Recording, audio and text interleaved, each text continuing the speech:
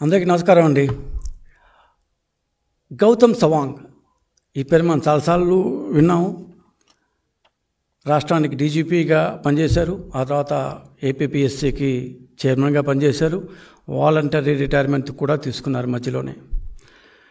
APPSC group 1 ఉద్యోగాల గురించి గత వారం 10 రోజులుగా మన పత్రికల్లో చాలా న్యూస్లు చూస్తున్నాము. ఏ విధంగా మూల్యాంకనం అంటే పేపర్లు దిద్దడం ఏ విధంగా చేశారు, ఎంత ఘోరంగా చేశారు, ఇవన్నీ చూస్తూ వస్తున్నాం. సో ఈ బ్యాక్గ్రౌండ్లో అసలు ఈ కేసులో ఇంతమంది నిరుద్యోగులు పొట్టగొట్టడానికి ఏ కారణంలో ఆయన ఒక్కసారి పరిశీలిస్తే పిఎస్ఆర్ ఆంజనేయులు గారి మీద కేసు పెట్టారు. ఆయన ఒప్పందం కుదుర్చుకున్న ఏదో సైన్ కామను ఏదో కామ్సైన్ అని ఒక కంపెనీతో ఉన్న మధు అనే వ్యక్తి మీద కూడా కేసు పెట్టారు. కానీ ఈ కేసులో అత్యంత ప్రముఖమైన పాత్ర వహించిన వ్యక్తి పిఎస్ఆర్ ఆంజనేయులు వెళ్ళిన తర్వాత కోర్టుకి అబద్ధాలు చెప్పిన వ్యక్తి, కేసుని దారి మళ్లించిన వ్యక్తి, కోర్టు తీర్పు రాకుండానే హడావుడిగా ఉద్యోగాలు ఇచ్చేసిన వ్యక్తి, ఇవన్నీ చేసింది గౌతమ్ సవాంగ్. ఈ గౌతమ్ సవాంగ్ గారి విషయం అంటే ఇవాళ కొద్దిసేపు మాట్లాడుకుందాం. ఆయన కథాకమం విషయం ఏంటి అసలు ఆయన ఎందుకు అర్జెంటుగా టీడీపీ ప్రభుత్వం రాగానే వాలంటరీ రిటైర్మెంట్ తీసుకొని ఎందుకు పారిపోయి వాళ్ళ స్టేట్కి వెళ్ళాడు, ఎక్కడో తెలియదు, కానీ మొత్తం మీద ఏపీపీఎస్సీకి వాలంటరీ రిటైర్మెంట్ తీసుకొని వెళ్ళిపోయాడు. ఇంకా ఆయన 3-4 సంవత్సరాల సర్వీస్ ఉన్నట్టుంది. ఆయన 22లో వచ్చారు, 27 దాకా ఉంది, అంటే ఇంకా కనీసం 3 సంవత్సరాలు ఉండేది అప్పటికి. ఎందుకు ఆయన పరిగెత్తి వెళ్ళిపోయారు? ఎందుకంటే ఏపీపీఎస్సీ చైర్మన్ని తీయడానికి ఎవరి తరమో కాదు. సుప్రీంకోర్టు పోవాలి, పార్లమెంటు పోవాలి, వాళ్ళు అంతా ఒక కమిటీలు వేయాలి. అసలు ఒక రకంగా చెప్పాలంటే అసాధ్యం, తీయని వీలు కాదు. అలాంటి వ్యక్తి ఎందుకు పారిపోయాడు? ఏ తప్పు లేకుండా గౌతమ్ సవాంగ్, జగన్మోహన్ రెడ్డి గారు అపాయింట్ చేసిన గౌతమ్ సవాంగ్ గారు ఏ తప్పు లేకుండా ఏపీపీఎస్సీ ఉద్యోగాలు దీంట్లో తన ప్రమేయమే లేనటువంటి పరిస్థితుల్లో ఎందుకు వెళ్ళిపోవడం జరిగింది? అంటే ఆయన దీంట్లో ప్రమేయం ఉందా? కోర్టుకి ఆయన అబద్ధాలు చెప్పారా? సరే, ఇదంతా కొద్దిసేపు పక్కన పెట్టి స్టార్టింగ్లో ఏం జరిగింది ఫస్ట్ వస్తే 2018లో గ్రూప్ 1 నోటిఫికేషన్ అప్పటి తెలుగుదేశం గవర్నమెంట్ ఇచ్చింది. దాని మెయిన్ ఎగ్జామ్స్ నెక్స్ట్ వచ్చిన వైసీపీ గవర్నమెంట్ పెట్టారు. సో ఈ మెయిన్ ఎగ్జామ్స్ పేపర్లు పెట్టిన తర్వాత పేపర్లు రుద్దాలి కదా, దాన్నే మూల్యాంకనము అంటారు కొద్ది గ్రాంధిక భాషలో, పేపర్లు రుద్దడం అంటాం మన మామూలు భాషలో. సో ఎవాల్యుయేషన్, ఇంగ్లీష్లో ఎవాల్యుయేషన్ చేయించారు. నోటిఫికేషన్లో కానీ ఇప్పటిదాకా ఏపీపీఎస్సీ చేసిన పద్ధతిలో కానీ ఏమని ఉందంటే, తీసుకున్న పత్రాలను అంటే అభ్యర్థులు రాసిన పత్రాలను మాన్యువల్ ఎవాల్యుయేషన్, అంటే వ్యక్తిగతంగా ప్రొఫెసర్లు కావచ్చు, ఇంకోళ్ళు కావచ్చు, ఆ స్థాయి ఉన్న వాళ్ళు they will be evaluating the పేపర్లు వాళ్ళు దిద్దుతారు. నేను దాని వీల్లో కూర్చున్న వాళ్ళు దానికి ఒక స్థాయి, దాని అర్హతలన్నీ నిర్ణయింపబడ్డాయి. కానీ ఇక్కడ ఉండేది పిఎస్ఆర్ ఆంజనేయులు కదా, నేను మోనార్కుని అనుకునే పిఎస్ఆర్ ఆంజనేయులు 1,14,00,000 రూపాయలకి మధు అనే ఒక వ్యక్తికి చెందిన సైన్కామ్ అనే ఒక కంపెనీకి ఇచ్చేశారు. సైన్కామో కామ్సైన్ అనుకుంటాను, ఆ కంపెనీకి ఇచ్చారు. ఇంతకు ఆ కంపెనీ ఎవరిదయ్యా అంటే, అంతకుముందు వైసీపీ ప్రభుత్వం అతను ఒక మీడియా కంపెనీ పెట్టుకున్నాడు. ఆ మీడియా కంపెనీ ఏం చేస్తుందంటే అసెంబ్లీ యొక్క సమావేశాలను లైవ్ రికార్డింగ్ చేసేదాన్ని కాంట్రాక్ట్ ఇచ్చింది వైసీపీ ప్రభుత్వం. అట్లాంటి వైసీపీ ప్రభుత్వంలో కాంట్రాక్ట్లో ఉన్నవాడికి గ్రూప్ 1 ఉద్యోగాలను దిద్దడానికి కాంట్రాక్ట్ ఇచ్చారు. అసలు మీ ఆఫీసుల్లో చాలా రహస్యంగా కోడ్ నెంబర్లు ఇచ్చి, బార్కోడ్లు ఇచ్చి, రకరకాల దీంట్లో చాలా రహస్యంగా చేయాల్సిన కరెక్షన్ ప్రాసెస్ని ఎవరికో ఇచ్చేసి వాళ్ళందరికీ వాళ్ళ ఇళ్లలో వర్క్ ఫ్రమ్ హోమ్ అంట. సో వర్క్ ఫ్రమ్ హోమ్ రూపంలో దిద్దిచ్చారు. ఎవరిని మార్కులు వేసుకున్నారో, ఏమేం చేసుకున్నారో దేవుడు కూడా. ఖచ్చితంగా అది లేకపోతే, పైనుంచి ఆదేశాలు లేకపోతే, మన వాళ్ళు ఉన్నారు వాళ్ళందరికీ మంచి జరగాలి, వాళ్ళకి ఉద్యోగాలు రావాలి అనేది లేకపోతే చేయాల్సిన అవసరమే లేదు. చేశాడు. సరే, అభ్యర్థులు కోర్టుకు వెళ్ళారు ఆటోమేటిక్గా. ఎందుకంటే ఏపీపీఎస్సీ రూల్స్ ప్రకారం కావచ్చు, ఈ గ్రూప్ 1 దీంట్లో ఇచ్చిన ప్రాస్పెక్టస్ ప్రకారం కావచ్చు, వాల్యుయేషన్ అనేది మాన్యువల్గా చేయాలి. ఈయన డిజిటల్ అని చెప్పి ఎవరెవరు ఇళ్ళకి వాళ్ళకి పంపించేసి వాళ్ళని చేసేసి వాళ్ళ మార్కులు పంపిమన్నారు. దాన్ని ఎవరు మానిటర్ చేశారు, ఎవరు మానిటర్ చేయలేదు. ఆ మధు అనే వ్యక్తి మానిటర్ చేసుకున్నాం. Who is Madhu? First of all who is Madhu? Who is PSR? ఉద్యోగులు వస్తుంటారు పోతుంటారు, నాయకులు వస్తుంటారు పోతుంటారు. వీళ్ళిద్దరు టెస్ట్ తీసుకొని మూడో వ్యక్తి చేతి ఇచ్చేశారు. సరే, కోర్టుకు వెళ్ళారు. కోర్టు చీవాట్లు పెట్టింది. ఒక మామూలు చీవాట్లు కాదు, అమ్మ నా బూతులు తిట్టింది కరెక్ట్గా చెప్పాలంటే. సరేనా? తిట్టిన తర్వాత ఫిజికల్గా అంటే స్వయంగా దిద్దే విధంగా ఏర్పాట్లు చెయ్యి అని ఆయనకి చెప్పింది. ఎవరికి? అప్పటి సెక్రటరీ, అప్పటి ఏపీపీఎస్సీ సెక్రటరీ పిఎస్ఆర్ ఆంజనేయులు గారికి. మీ అందరికీ ఒక డౌట్ రావచ్చు, పిఎస్ఆర్ ఆంజనేయులు సెక్రటరీగా ఉన్నప్పుడు అక్కడ ఒక చైర్మన్ కూడా ఉంటాడు కదా, చైర్మన్ రాజ్యాంగబద్ధమైన పదవి కదా, చైర్మన్ చెప్పింది జరగాలి కదా, ఇప్పుడు చైర్మన్ చెప్పింది జరుగుతుంది, దానికి ముందు సవాంగ్ చెప్పింది జరుగుతుంది, మరి పిఎస్ఆర్ ఆంజనేయులు ఇప్పుడు చైర్మన్ ఎవరు, ఆయన ఎందుకు చెప్పలేదు అని డౌట్ రావచ్చు. ఖచ్చితంగా వస్తుంది. ఆయన పేరు ప్రొఫెసర్ ఉదయ్ భాస్కర్. పాపం కాకినాడ జేఎన్టీయూలో ఆయన చాలా ప్రముఖమైన ప్రొఫెసర్. ఆయన్ని తెలుగుదేశం పార్టీ హయాంలో 2016లోనూ 17లోనూ 16 అనుకుంటాను 2016లో చైర్మన్గా ఆయనకి ఇచ్చారు. 4 సంవత్సరాల పాటు చాలా బాగా జరిగింది. ఎప్పుడైతే 3 సంవత్సరాలు జరిగిన తర్వాత ఈ గవర్నమెంట్ వచ్చిన తర్వాత ఆయన రూమ్కు తాళం వేశారు. ఎంత పచ్చి చెప్పాలి, ఎంత యథోపనులు చూడండి. ఆయన రూమ్లో కూడా పొన్నీలా. ఆయన పాపం 4-5 రోజులు వచ్చి బెంచ్లో కూర్చున్నాడు. చైర్మన్ ఏపీపీఎస్సీ ఎంత హింసించారంటే జగన్మోహన్ రెడ్డి అనుకో ది సేమ్ పిఎస్ఆర్ ఆంజనేయులు గారు కేవలం తెలుగుదేశం పార్టీ హయాంలో నియమితుడైన చైర్మన్ అని చెప్పి తన యొక్క గవర్నమెంట్ ఉంది కాబట్టి, తనకు వెన్నుదనగా ఉండే గవర్నమెంట్, తను ఏం చేసినా కూడా కాదనే గవర్నమెంట్ ఉంది కాబట్టి ఆయన కనీసం ఆయన ఛాంబర్లో కూడా పోనీయకుండా బయట కూర్చోమన్నారు. ఆయనకి ఏ విషయాలు చెప్పడం లేదు, ఏమీ చేయలేదు. ఇట్లా తన ఇష్టం వచ్చినట్టు చేస్తున్న పిఎస్ఆర్ ఆంజనేయులు గారు కోర్టు రెండోసారి ఫిజికల్గా నువ్వు వాల్యుయేషన్ చెయ్యి అని చెప్పిన తర్వాత కూడా కోర్టుకి ఏమాత్రం ఆంధ్రప్రదేశ్ హైకోర్టు ఉండే తూపో అన్నట్టుగా తీసి పక్కన పారేసి ఆయన మీద కేసులు ఊరుకోబెట్టలేదు. తూపో అని పక్కన పెట్టేసి ఆ ఎవాల్యుయేషన్ని విజయవాడ గుంటూరు మధ్యలో ఉన్న హాయ్లాండ్ అనే ఒక రిసార్ట్కి మార్చాడు. మధ్యలో గ్రూప్ 1 ఫస్ట్ టైం ఏమో డిజిటల్ ఎవాల్యుయేషన్ ఎవరిళ్ళకు వాళ్ళకి పంపించారు పేపర్లని. ఈసారి ఏమంటే ఏపీపీఎస్ ఆఫీస్లో స్పేస్ ఎక్కువైపోయిందో ఇంకా ఏమైనా పెట్టుకున్నారో ఏమో మనకు తెలియదు, కానీ హాయ్లాండ్ రిసార్ట్కి పంపించారు. హాయ్లాండ్ రిసార్ట్లో గత వారం రోజులుగా మనం చూస్తున్నది ఇదే. మహిళలు కొంతమంది దిద్దారు. వాళ్ళు ఎవరంటే డ్రైవర్ల భార్యలు, వెల్డర్లు, చంటి బిడ్డలను చంకలు వేసుకొచ్చిన మహిళలు. వీళ్ళెవరిని ఏం తప్పట్లేదు. వాళ్ళకేదో పాపం 4 డబ్బులు ఇచ్చేవాడు కాబట్టి వచ్చారు, వాళ్ళకేం తెలుసు. సో ఈ పేపర్లు దిద్దాలంటే ఒక ప్రొఫెసర్ స్థాయి, మినిమం ఒక ప్రొఫెసర్ స్థాయి ఉండాలి అని వాళ్ళ రూల్స్లో ఉంది. ఆయన మోనార్క్ కదా, ఆయన రూల్స్ అండ్ రెగ్యులేషన్స్ని తూని పక్కన పెట్టేసి అక్కడ దిద్దిచ్చారు. సరే, మళ్ళా పాపం అభ్యర్థులు కోర్టుకెళ్ళారు. అట్లా కాదు, ఇక్కడ ఆయన అక్కడ దిద్దిచ్చాడు, ఇది ఏపీపీఎస్సీ ఆఫీస్లో చేయించాలి కదా అని చాలా అలవోగ్గా అబద్ధం చెప్పించారు. మేము అసలు అక్కడ దిద్దించలేదు అన్నాడు.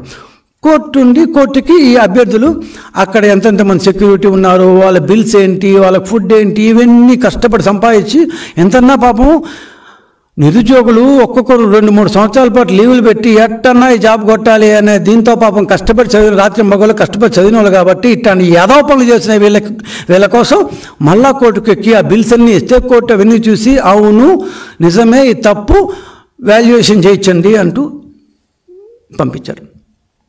గౌతమ్ సవాంగ్ గారు వచ్చారు. ఇంకా ఏం చేయలేక అప్పటి గవర్నమెంటు ఈయన ట్రాన్స్ఫర్ చేసేసింది. ఎవరిని? పిఎస్ఆర్ ఆంజనేయులు గారిని. ఏమో మరీ బాగా దాని గొడవ అయిపోతుంది, వచ్చేసి ట్రాన్స్ఫర్ చేసింది. అరుణ్ కుమార్ అనే వ్యక్తిని అప్పటి కన్ఫర్డ్ ఐఏఎస్ ఉన్నారు, ఈ మధ్య రిటైర్ అయ్యారు. ఆయన సెక్రటరీగా గౌతమ్ సవాంగ్, అప్పుడు డీజీపీగా ఉన్న గౌతమ్ సవాంగ్, ఆయనతో ఏం గొడవలు వచ్చాయో పాపం చాలా ముద్దుగా సవంగం అన్నా అని పిలుచుకునే జగన్మోహన్ రెడ్డి గారు ఆయన్ని ఏపీపీఎస్సీ చైర్మన్గా చేశారు. సరే, మేము అనుకున్నాం డీజీపీ కాకముందు బాగుండేవాడు, డీజీపీ అయిన కొంత అటు ఇటు ఉన్నా సర్లే పాపం ఏపీపీఎస్సీలో బాగానే ఉంటాలే అనుకున్నాం. ఇక్కడి నుంచి స్టార్ట్ అయిందండి అసలు డ్రామా. హాయ్లాండ్ సర్కస్సు పిఎస్ఆర్ ఆంజనేయులు చేస్తే ఆ తర్వాత దాన్ని సవాంగ్ గారు నడిపించారు. ఏం చేశారు? ఆయన ఏపీపీఎస్సీ ఆఫీస్లో డిజిటల్ ఎవాల్యుయేషన్ కాకుండా మామూలుగా ఫిజికల్ ఎవాల్యుయేషన్ చేయించి రిజల్ట్స్ కూడా ప్రకటించారు. ఓకే, రిజల్ట్స్ ప్రకటించినప్పుడు ఇంతకుముందు ఫస్ట్ టైం ఎవాల్యుయేషన్ చేశామంటూ చెప్పిన రిజల్ట్స్ కంటే పిఎస్ఆర్ ఆంజనేయులు గారి డిజిటల్ ఎవాల్యుయేషన్లో వచ్చిన ఫలితాలకి ఈయన సవాంగ్ గారు చేసిన ఫిజికల్ ఎవాల్యుయేషన్ దీంట్లో మూల్యాంకనంలో వచ్చిన ఫలితాలకి దాదాపు 62% తేడా వచ్చింది. 62%. అంటే 202 మంది లాస్ట్ టైం ఫస్ట్ ఎవాల్యుయేషన్లో దాని మెయిన్స్ క్వాలిఫై అయితే దీంట్లో ఆ 200 మంది కనిపించలేదు, వేరే వాళ్ళు వచ్చారు. ఇంతే, ఒకరో ఇద్దరు ముగ్గురు రావచ్చు, ఒక 5 మార్కులు అటు ఇటు రావచ్చు. మొత్తానికి మనుషులే అంటే అభ్యర్థులే వాళ్ళకి జాతకాలే పూర్తిగా 202 మంది అంటే 62% ఎట్లా మారిపోతాయి. పాపం అభ్యర్థులు మళ్ళీ కోర్టుకెళ్ళారు. వీళ్ళు బతుకంతా పాపం కోర్టుకెళ్ళే సరిపోయింది, మళ్ళా కోర్టుకెళ్ళారు. సరే, మళ్ళా కోర్టుకెళ్ళినప్పుడు ఈ యొక్క దీంట్లో చైర్మన్ గారు కోర్టుకెళ్ళారు. కోర్టు ఏమని చెప్పిందంటే, మిస్టర్ సవాంగ్, మేము ఏపీపీసీ వాళ్ళకి చెప్పింది ఏంటి, ఒక్కసారి ఎవాల్యుయేషన్ చేయించమన్నాం, ఫిజికల్ ఎవాల్యుయేషన్. మీరు 2 సార్లు ఎందుకు చేయించారు? ఫస్ట్ టైం డిజిటల్ ఎవాల్యుయేషన్ చేశారు, సెకండ్ టైం హైలాండ్లో మళ్ళా చేయించారు, 3వసారి మీరు చేయించారు. ఇన్నిసార్లు ఎందుకు చేయించారు ఎవాల్యుయేషన్?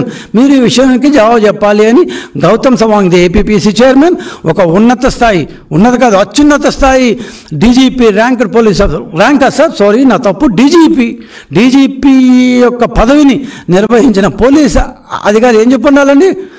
కరెక్ట్గా చెప్పుండాలి. నిజమైన పోలీస్ ఆఫీసర్ అంటే, ప్రమాణం చేసి పాలన చేసిన పోలీస్ ఆఫీసర్ అంటే ఖచ్చితంగా ఆయన ఏపీపీసీ చైర్మన్ అయినా సరే ఖచ్చితంగా నిజం చెప్పాను. అవునండి, అప్పుడు చేయించడం జరిగింది, 3వసారి ఇక్కడ చేయించామని. This man Sawang has lied to the court of Andhra Pradesh కోర్టుకి అబద్ధం చెప్పారు. ఏమని చెప్పారు తెలుసా? అసలు హాయిలాండే లేదు పొమ్మన్నాడు. అసలు మీరంతా ఊహించుకున్నారు, హాయిలాండ్ లేదు, ఏం లేదు, ఏమనిపించా మీకు? హాయిలాండ్లో ఏం జరగలేదు. మొదటిసారి డిజిటల్ ఎవాల్యుయేషన్ జరిగింది, కోర్టు చెప్పింది. 2వసారి నేను మా ఆఫీస్లో ఇచ్చాను, ఇచ్చేసిన రిజల్ట్స్ అన్నాడు. కోర్టుకి ఏం అర్థం కాదు. అదేంటది, వాళ్ళు అభ్యర్థులు మళ్ళీ వీళ్ళ దగ్గర ఉన్న దాని ఫుడ్ బిల్స్, సెక్యూరిటీ బిల్స్, దీంట్లో జరిగిన ఫోటోలు అవన్నీ ఇచ్చారు. ఇదేంటిది, వీళ్ళేమో ఇట్టంటున్నారు, మీరేమో అట్టంటున్నారు, ఇదేంటిది, యువర్ ఏపీపీసీ చైర్మన్, మీరేం మాట్లాడకుండా ఇట్లా మాట్లాడితే ఎట్లా అంటే అఫిడవిట్ ఇచ్చారు, స్వోర్న్ అఫిడవిట్. ఏమని? హైలాండ్లో ఏమీ జరగలేదు. గత 4 రోజులుగా మనం దాన్ని ఏమైనా అరెస్ట్ చేయబడ్డ మధు అనే అతను ప్లస్ మన పిఎస్ఆర్ గారు వీళ్ళంతా చెప్తున్న ఏమంటారు కస్టడీలో చెప్తున్న విషయాలన్నీ చూస్తే ఒకరు కాదు, ఇద్దరు కాదు, రకరకాల మంది ఇందాక చెప్పిన వెల్డర్లు, కుక్కులు, దాని వంట వాళ్ళు, మహిళలు, ఆటో డ్రైవర్లు, వాళ్ళ వైఫ్లు లాస్ట్ టైము అంటే ఫస్ట్ టైం చేసిన డిజిటల్ ఎవాల్యుయేషన్లో ఎంత వచ్చుంటే దానికి అటు ఇటుగా ఆ మాటలు వేశారు. కానీ ఆ 2వసారి జరిగిన దాన్ని దాచిపెట్టేసుకున్నారు.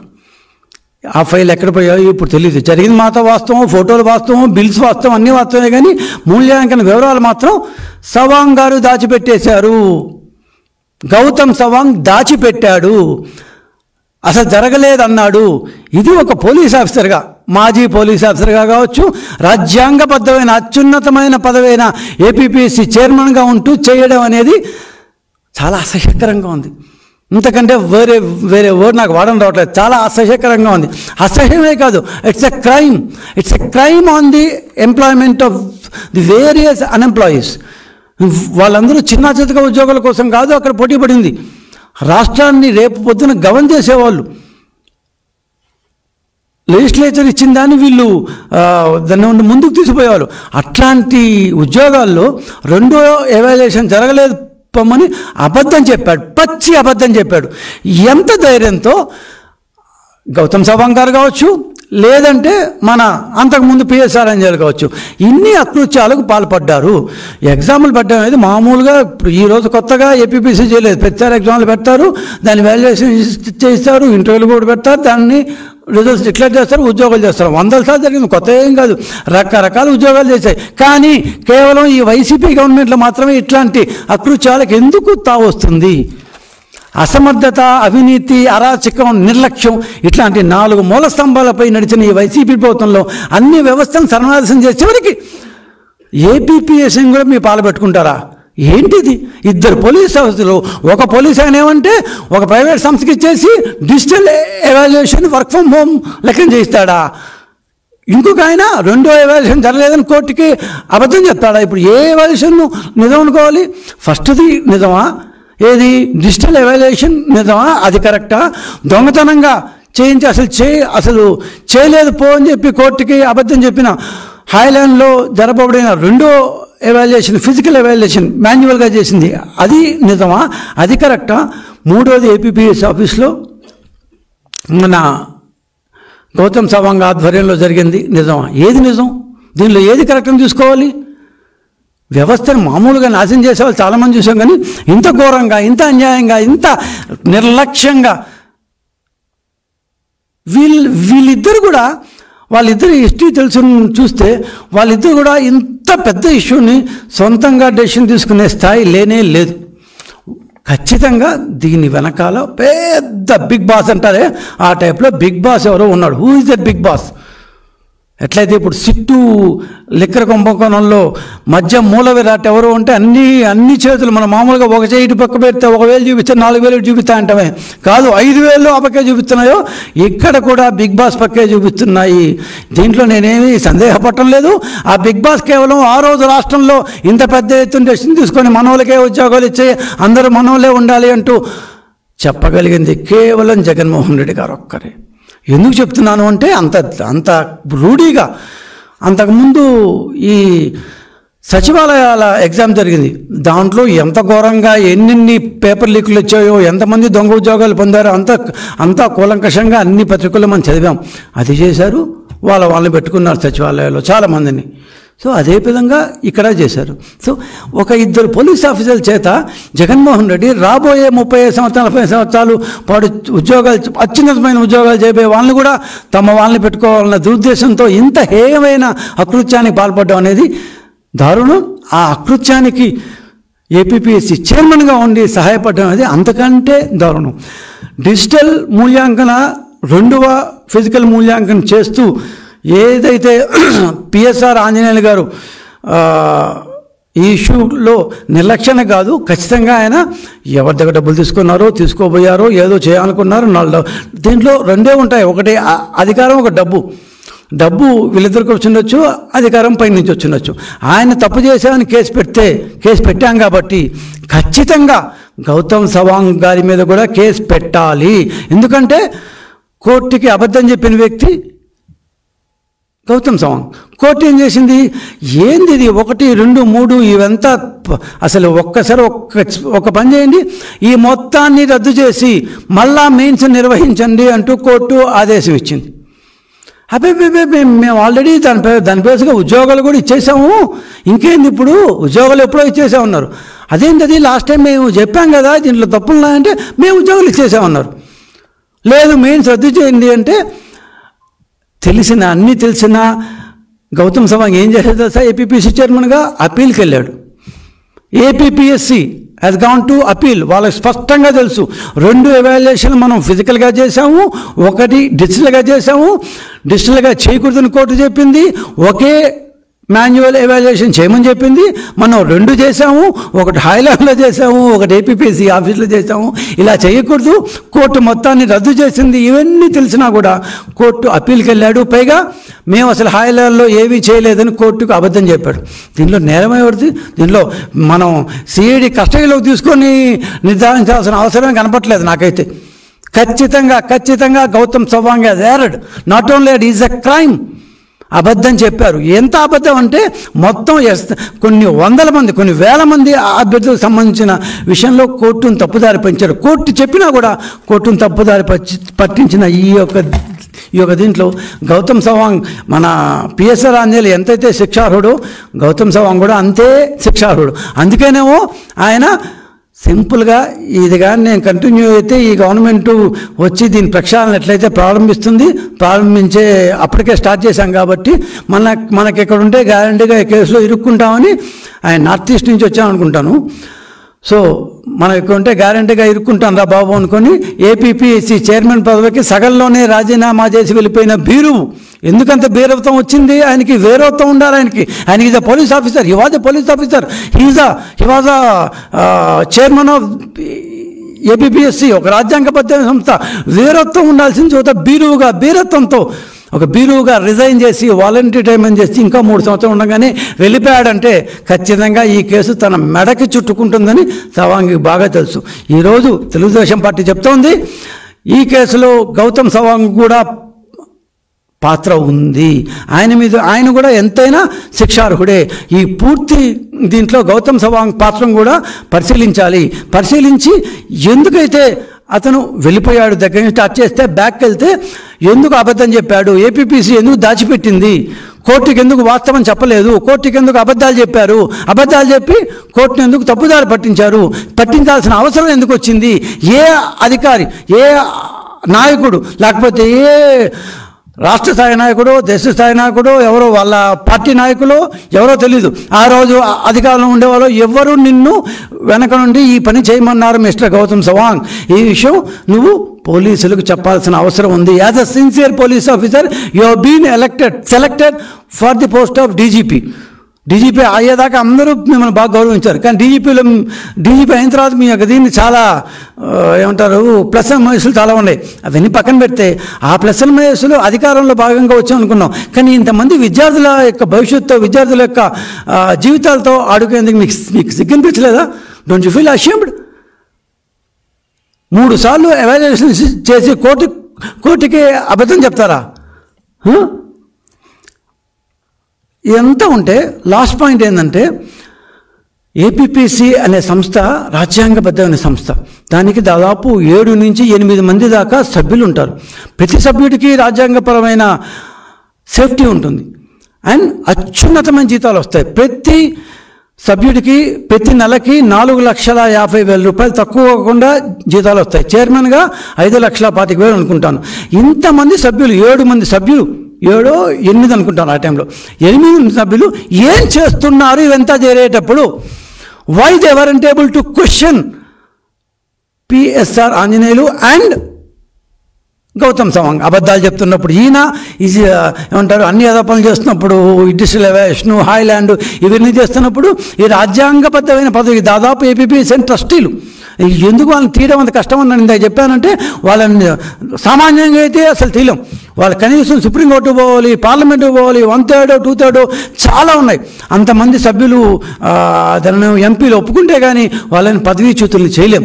అట్లాంటి అంత రాజ్యాంగపరమైన రక్షణ ఉన్న ఈ సభ్యులందరూ, ఏపీపీఎస్సీ సభ్యులందరూ ఏం చేస్తున్నారు? ఇంత లక్షల జీతాలు తీసుకున్నారు. 5 సంవత్సరాల పదవీ కాలంలో ప్రతి నెల 4,50,000 రూపాయలు ట్యాక్స్ లేకుండా తీసుకున్నారంటే కనీసం దాదాపు 2 కోట్ల రూపాయలు వీళ్ళకి. ఇది కాకుండా ఎల్టీఏలు ఉన్నాయి. మీరు ఒక్కసారిగా తీసి చూస్తే అన్నమాన పోయారు, రకరకాలుగా పోయారు. హ్యాపీ ఎంజాయ్ చేయండి, మేమేం తప్పేలే. మీ యొక్క ఏమంటారు పదవి ద్వారా వచ్చింది ఎంజాయ్ చేయండి. కానీ ఎంజాయ్ చేసేటప్పుడు అన్ని హక్కులు ఉన్నప్పుడు, అన్ని జీతాలు తీసుకున్నప్పుడు బాధ్యతగా ఉండాలి కదా. తెలుగుదేశం ప్రభుత్వంలో ఏపీపీఎస్సీలో అందరూ అర్హత గల వాళ్ళనే నియమించాం. అందరూ ప్రొఫెసర్లే ఉన్నారు. దాంట్లో అందరూ అత్యున్నతమైన యూనివర్సిటీ ప్రొఫెసర్లే ఉన్నారు. కానీ వైసీపీ నుంచి వచ్చిన మరీ పేర్లు చెప్తే అసహ్యంగా ఉంటుంది. కానీ ఎల్ఐసి డెవలప్మెంట్ ఆఫీసర్, ఆయన ఎల్ఐసి డెవలప్మెంట్ ఆఫీసర్ నాకేం తక్కువ కాదు. కానీ ఆయన దానికి అర్హుడా? అంత స్థాయి ఉన్న విద్యార్హతలు ఉన్నాయా? ఎవరెవడో అయిపోయారు. ఎన్జిఓలు పెట్టుకున్న వాళ్ళు, ఎన్జిఓ పెట్టుకొని తప్పేం కాదు. కానీ ఏపీపీఎస్సీ పదవికి అంత అకాడమిక్ క్వాలిఫికేషన్స్ ఉన్నాయా? అంత స్థాయి ఉందా? అంత దాన్ని ఏమైనా పెడిగ్రీ ఉందా? అంత గ్రావిటీ వాళ్ళకు ఉందా? లేనే లేదు.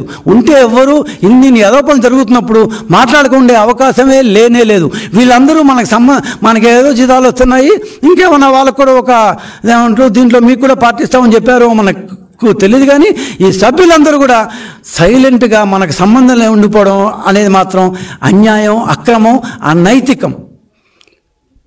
గౌతమ్ సవాంగ్ కావచ్చు, అప్పుడున్న సభ్యులు కావచ్చు, దాని ముందు పిఎస్ఆర్ కావచ్చు, ఆయన ముందు సభ్యులు కావచ్చు, ఇవన్నిటినీ గత 5 సంవత్సరాల పాటు ఏపీపీఎస్సీ అనే వ్యవస్థని సంపూర్ణంగా నాశనం చేశారు. సో మా కూటమి ప్రభుత్వం వచ్చిన తర్వాత ఒక్కొక్కటి తీసుకుంటూ వస్తుంటే అటకలో నుంచి అస్థిపంజరాలు రాలి పడినట్టు ఒక్కొక్కటి రాలి పడుతున్నాయి. ఖచ్చితంగా దీని మీద గౌతమ్ సవాంగ్ గారి దీని మీద పూర్తి స్థాయిలో విచారణ జరపాలి. ఎంతైతే పిఎస్ఆర్ ఆంజనేయులు శిక్షార్హుడో గౌతమ్ సవాంగ్ కూడా అంతే మేర శిక్షార్హుడు. This point has to be taken into consideration before going to the merits of the case. నమస్కారం అండి.